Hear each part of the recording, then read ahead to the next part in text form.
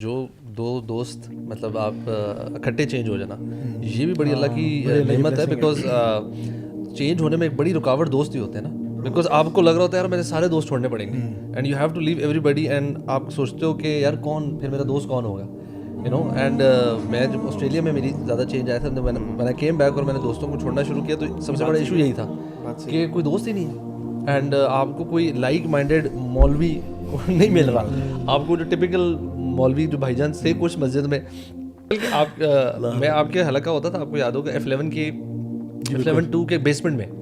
سو میں نے بھی اسی طرح کی کلاس ہوتا ہے کہ اگر بندہ پیاسا ہو نا اور اپنے آپ کو آلٹرنیٹس دے تو لائف بیکمز ایزی. مین جو چیز ہے نا وہ آپ کے اوپر اونس ہوتا ہے کہ آپ کتنا پھرتی دکھاتے ہو اپنے آپ کو کنیکٹ کرنے کے لیے. اور مجھے خود یاد ہے کہ جب میں خود چینج ہو رہا تھا نا, تو میں اتنا کوئی ڈیسپریٹ ہوا تھا نالج کے لیے کہ میں کسی شیخ کی کوئی کلاس ہی نہیں چھوڑتا تھا. یعنی کہ آپ سمجھ لو کہ کسی کے ساتھ فجر کے بعد بیٹھ رہا ہوں, کسی کے بعد زور کے بعد بیٹھ رہا ہوں, عصر کے بعد, مغرب کے بعد, کیونکہ صرف ایک دن تھا منڈے کا جہاں پہ میں یونیورسٹی میں پڑھاتا تھا, اور میں نے اپنی ساری کلاسز ایک دن میں کنجسٹڈ کر کے رکھ دی تھی, بیکاز آئی ٹولڈ دیم کہ دیر از نو ادر, میرے پاس کوئی دن ہی نہیں ہے اس کے علاوہ, بس منڈے کا دن ہی ہے, جتنی کلاسز کروانی کروا لو. تو میں نے اسپیشل ایکسیپشن لے کے, حالانکہ کسی کو الاؤڈ نہیں تھا, 3 آورس کی میں 3 کلاسز لیتا تھا. حالانکہ وہ کہتے تھے نہیں اس کو آپ بریک اپ کریں انٹو دا فل ویک. میں نے کہا تھا فل ویک ہو ہی نہیں سکتا, میں ایک ہی دن میں کروں گا. تو انہوں نے خیر ایکسیپشن کر کے مجھے دے دیا.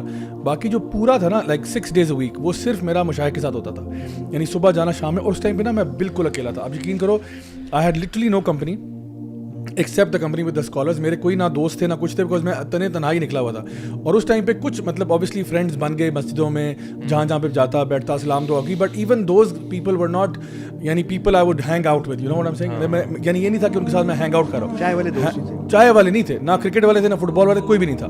سو الحمد للہ ہوا یہ کہ جب یوتھ کلب کی فارمیشن ہوئی ہے تو I think one of the sisters was coming to this حلقہ جو میرا ہو رہا تھا نا, جو میں کلاس لے رہا تھا اپنے گھر میں اس طرح سے.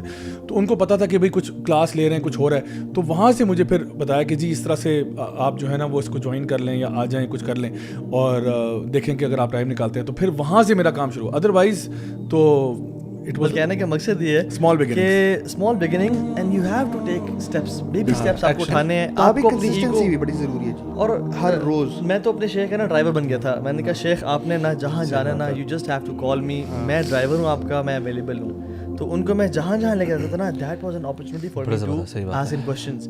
اور شیخ سے پوچھا, it was a spiritual experience. I never wanted to leave the شیخ, کہ یار وہ میرے دل میں بیٹھا رہا ان کے ساتھ اور میں ان کو چھوڑ کے نہ جاؤں. بٹ وہ کہتے ہیں کہ مجھے بھی جانا ہے, بیٹا گھر جاؤ, تمہارا ٹائم. اچھا میں